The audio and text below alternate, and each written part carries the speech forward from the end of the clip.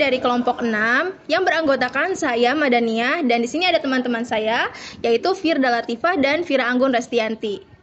Dan video kali ini berisi tentang wawancara komunikasi bisnis dan ada beberapa video klip mengenai aktivitas kita selama di Surabaya, Malang, dan Jogja. Video ini kami buat untuk memenuhi tugas mata kuliah komunikasi bisnis dengan dosen pengampu Ibu Dwi Nurina Pitasari. Yuk semuanya langsung aja kita tonton sama-sama. Enjoy watching!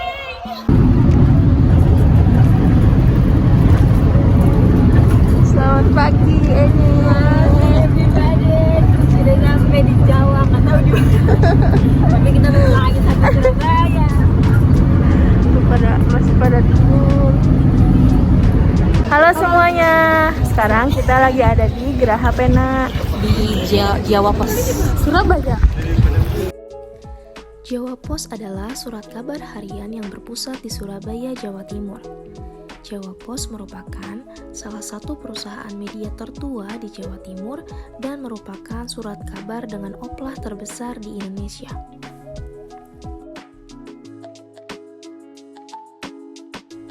Di studio ini kita diberi pemahaman mengenai bagaimana peran Jawa Pos dalam menyajikan berita yang faktual dan juga berkualitas. Halo teman-teman semuanya, sekarang kita lagi di perjalanan mau ke Unitri. Hai.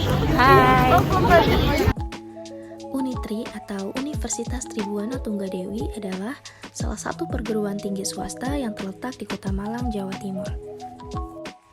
Di sini kita ikut seminar tentang jurnalistik, tentang bagaimana wartawan di era digital. Halo semuanya, jadi sekarang kita lagi ada di Jeep mau naik ke Gunung Bromo. Perjalanan kurang lebih 2 jam untuk sampai ke Bromo. Sepanjang jalan kita ngobrol banyak sama bapaknya. Bapaknya banyak ngasih tahu kita tentang Bromo.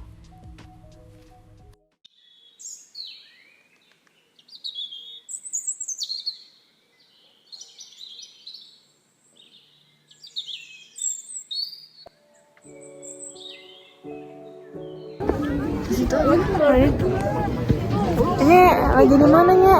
Ya guys, kita lagi di Bromo.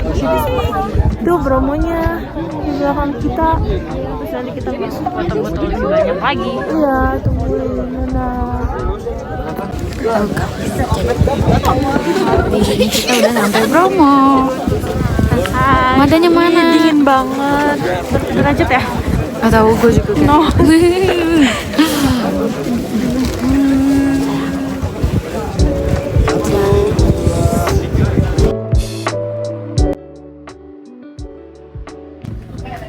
Hai. Jadi kita mau wawancara abang-abang Jeep tentang Komunikasi bisnis. komunikasi bisnis. Halo guys, di sini kita udah sama Pak Sony Haryanto selaku supir mobil Jeep buat ke Bromo. Bapak, kita di sini mau ngajuin beberapa pertanyaan. Yang pertama itu, Bapak mulai dari kapan sih udah mulai bisnis ini? Saya melakukan ini mulai 2016 akhir. tahun 2016 akhir ya Pak? Iya, 2016 akhir. Jadi pas mau tahun baru. Terus cara Bapak buat menarik pelanggannya tuh kayak gimana, Pak? Nah, yang penting kita pelayanan sama istilahnya ya pelayanan paket foto, harga mulai dari kendaraan, foto, harga. Kita pakai pelayanan dulu yang penting agar tamu istilahnya nyaman dan berkesan berjalan-jalan di Bromonya. Terus Pak, gimana sih Bapak cara Bapak ngatasin pelanggan yang beda negara, beda bahasa gitu?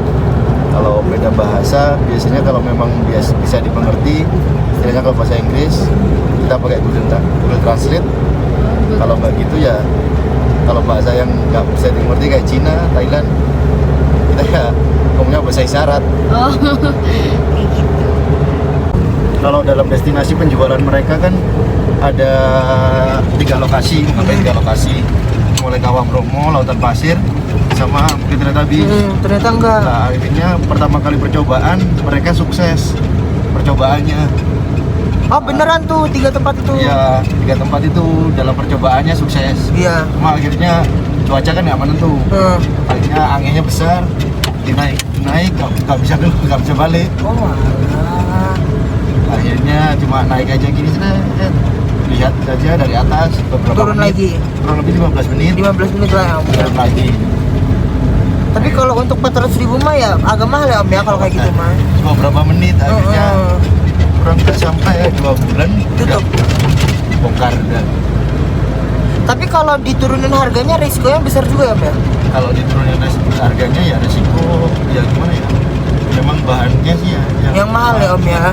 Jadi masih mendingan ditutup aja. yang mending ya gulung tikar aja. Iya. Memang gimana yang sekarang yang lagi Mau di itu lagi. asiknya di Bromo yaitu kafe itu sama piknik trip, jadi breakfast di kawasan Bromo. Di kawasan yang tadi itu Om. Ya di situ biasanya ada di situ. Jadi kayak makan di latar belakangnya kawah Bromo sini sama Bung Karno. Itu kena berapa Om? Itu tergantung orang, tergantung menunya. Mulai dari 55.000 per orang sampai 250.000 per orang. Oh tapi itu udah di plus foto ya Om? Iya udah sama destinasi sama fotonya di tiga Trip ya? Iya trip, piknik trip. Piknik trip. Ya, jadi istilahnya breakfast di kawasan Bromo. Tapi itu udah sama ininya belum ya Om berarti ya? Per orangnya 200 berapa tadi tuh Om? Mulai dari 55.000 sampai 250. Itu 250 tergantung tuh? menunya. Oh itu menu Itu doang. menu sama tempatnya udah sewa tempatnya. Oh berarti kalau ini belum ya Om? Belum, beda lagi. Oke. Jadi kebanyakan gitu minimal 4 orang. 4 orang. Ya, minimal 4 orang. Kalau mau lebih pun itu Gak masalah. resiko sendiri ya Om ya? Resiko sendiri. Jadi minimal 4 orang. 4 orang. Kalau maksimal terserah. Iya. Mau berapa orang pun bisa. Kalau 250 itu makan apa Om? Ya nanti ada menunya sendiri. Oh. Mulai ya Kayak lebih banyak lagi ya Om ya itu mah ya ya? panggang-panggangan gitu, Oh, kayak iya. sosis-sosis atau apa. Daging-daging Makan gitu, Om, ya? daging gitu. Grill-grillan. Grill. Kalau yang lagi hit sekarang ya itu Hill Sled Cafe Bromo. Iya. Kalau ini buat apa Om? Buat kudanya Om? Yang mana? Ini. Ini rumput iya. Mereka buat kuda. Itu atas itu ada perkampungan dari Probolinggo, Wonogiri. Pakai kuda itu Om? Maksudnya banyak kudanya? Kenapa? Itu perkampungannya? Iya, perkampungannya ada di situ. Jadi mereka kebanyakan yang kuda dari kawah atau penjual di kawah Bromo itu dari desa Probolinggo sini. Kalau yang di tempat sunrise tadi itu suku Tengger yang dari Pasuruan. Nah, Iya Pasuruan. Nah, kalau yang di sini di kawah Bromo ini mulai dari kuda sama asongan kebanyakan dari Probolinggo, suku Tenggernya dari Probolinggo. Nanti yang di Bukit Teletabis yang dari Malang. Jadi udah dibagi-bagi. Per ininya ya Om? Ya per daerahnya udah dibagi-bagi. Ini kita udah di kawasan, masih di kawasan Probolinggo. Tadi kita sunrise ada di kawasan Pasuruan. Jadi beda lokasi, beda tempat, juga beda kabupaten juga. Waalaikumsalam. Kami dari mahasiswa Unsera ingin berniat mewawancarai Bapak mengenai tentang komunikasi bisnis. Jadi kan ini kan Bapak kan usahanya itu jeep ya? Ya betul. Dan ada paguyubannya. Paguyuban, ya. Ya, paguyubannya itu masyarakat sekitar yang menaungi wilayah Taman Nasional Bromo Tengger Semeru, TNBTS lebih tepatnya. Jadi kalau dari kita kan kita melewati dari pintu Malang ya kan. Iya. Jadi di pintu Malang itu ada beberapa desa yang menaungi. Setiap desa itu punya potensi sendiri-sendiri, ya kan. Ada yang usaha pertanian juga ada yang usaha jeep ini juga ada. Kebanyakan orang yang pakai jeep ini dari dulu sudah dari mulut ke mulut sih sebenarnya. Jadi Kalau asal muasalnya ya, sebelum ada media sosial. Kalau sekarang ya mungkin dari media sosial juga banyak sih yang pakai iklan-iklan gitu. Iya. Terus kalau orang-orang yang tua mungkin ada yang mainan Facebook. Sekarang yang lagi cepat informasinya ketangkep itu kayak TikTok. Paling cepet itu. IG banyak orang yang juga main IG, iklan-iklan IG, promosi ke IG. Yang setahuku itu setiap iklannya itu per bulan ya, perkiraanku. Temanku ada yang buka trip sendiri. Jadi kalau misalkan mbaknya ini sebagai tamu, kenapa kok langsung ketemunya ini? Ya karena dia itu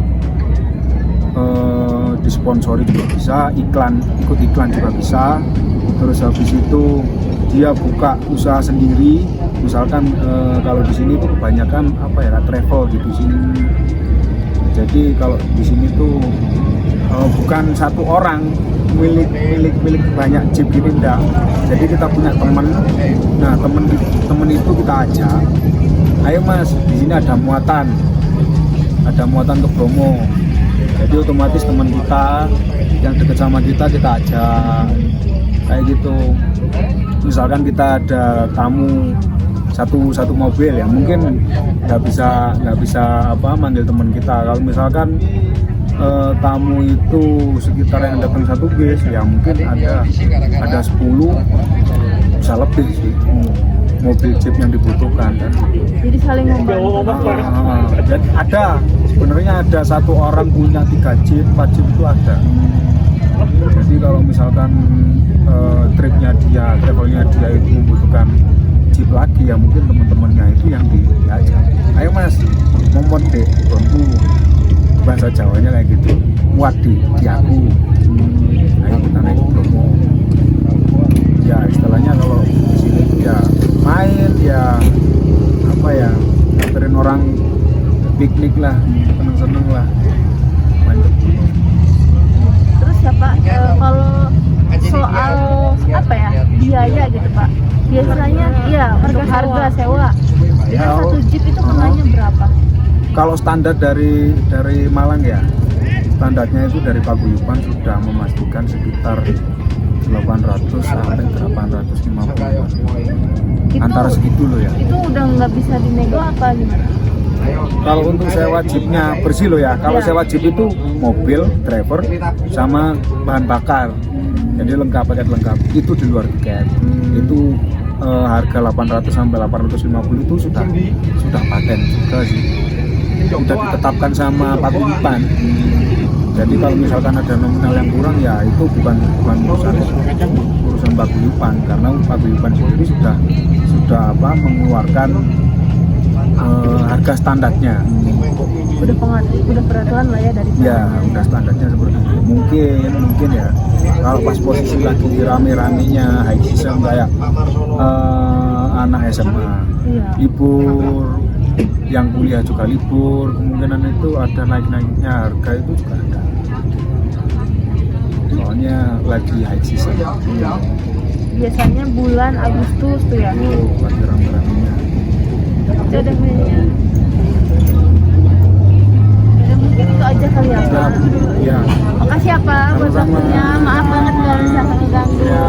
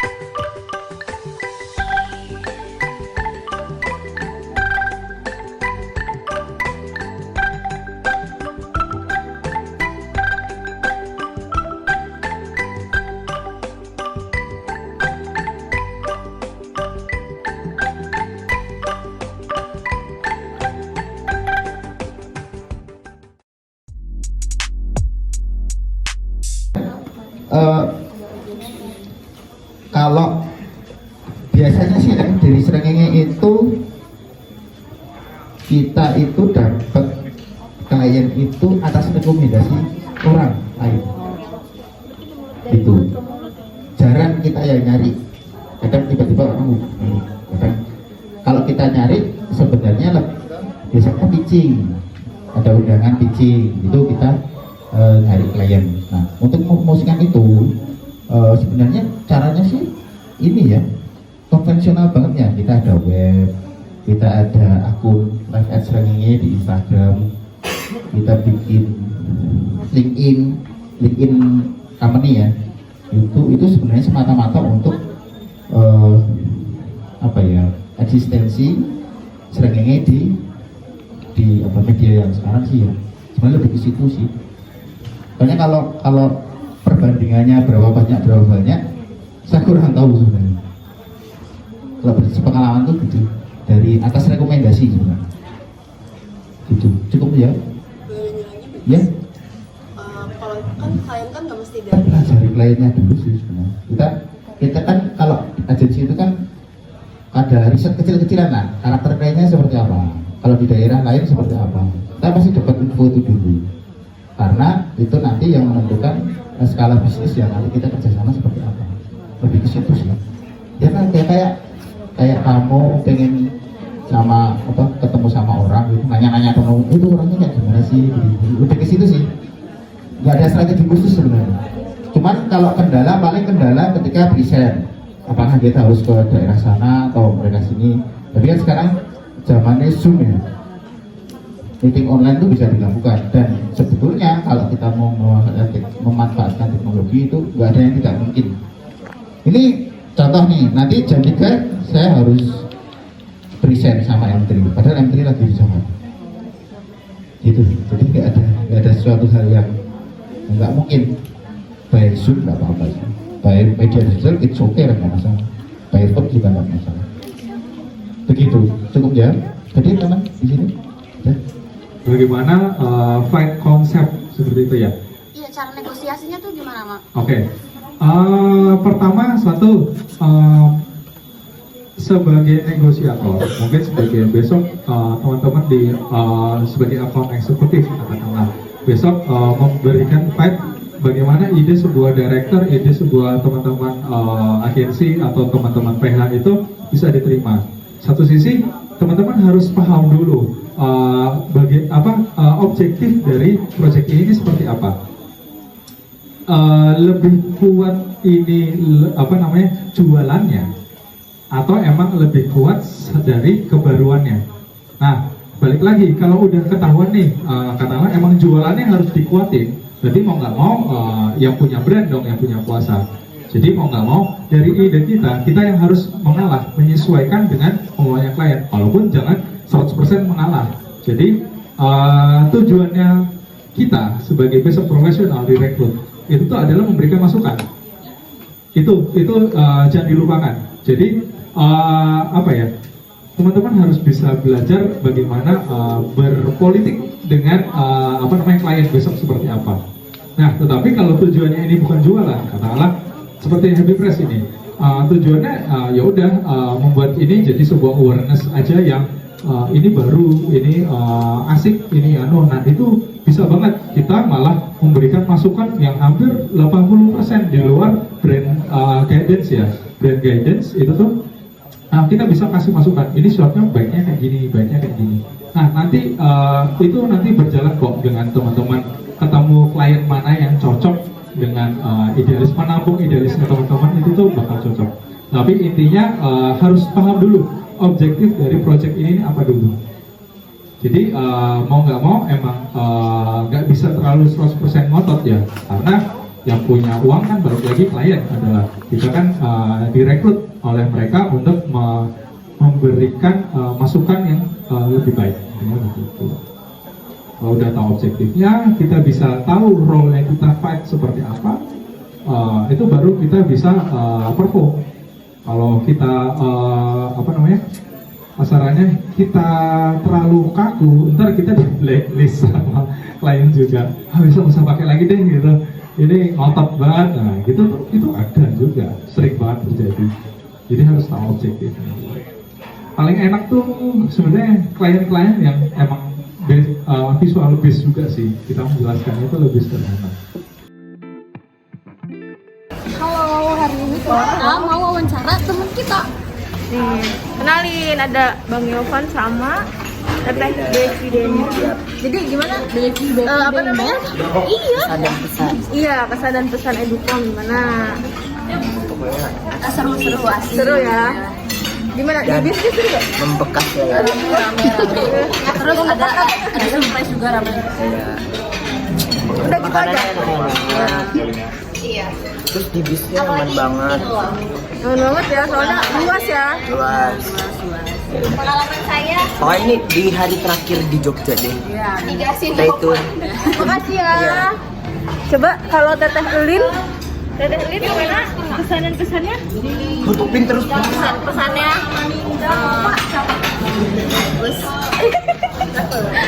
Kalau Teteh Tiara apa? berkesan sekali. Berkesan sekali. I've been searching for this all my life. You're just my type. I've been looking for a boy who can treat me right. Your dark hair with those eyes so bright. They look into my soul.